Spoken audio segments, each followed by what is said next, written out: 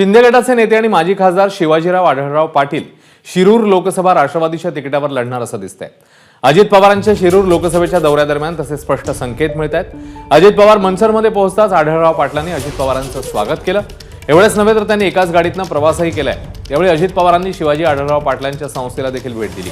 आजचा दौरा पाहता आढळराव पाटील लवकरच राष्ट्रवादीत प्रवेश करतील अशा चर्चा आहेत। नाझीम मुल्ला आपले प्रतिनिधी आता आपल्या सोबत आहेत। नाझीम, एकत्र प्रवास गाडीने तर झालेला आहे, पुढचा राजकारणातलाही आढळरावांचा प्रवास आता अजित पवारांच्या सोबत होणार आहे का? काय अपडेट्स आहेत?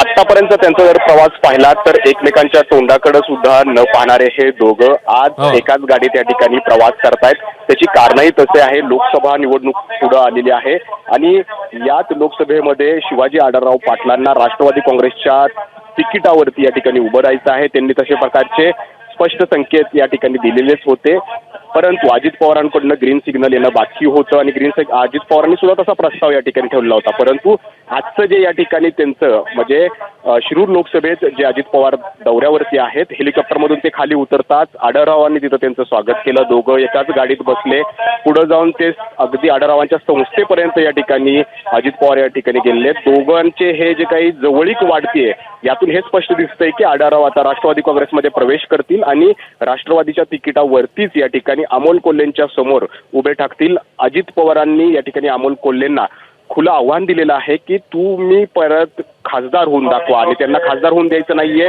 यासाठी आता आढळरावांना पुन्हा एकदा मैदानात उतरवण्यासाठी अजित पवारांची पावलं या ठिकाणी उचलले जात आहेत। त्यामुळे पुढचा प्रवास या दोघांचा एकाच पक्षातून होऊ शकतो अशा प्रकारची पावलं आज पडलेली आहेत। उद्या नेमकं काय होतं आता पाहूयात। धन्यवाद नाझीम, या सगळ्या माहितीबद्दल। बाकीचे अपडेट्स वेळोवेळी जाणून घेतच राहू। एबीपी माझा, उघडा डोळे बघा नीट।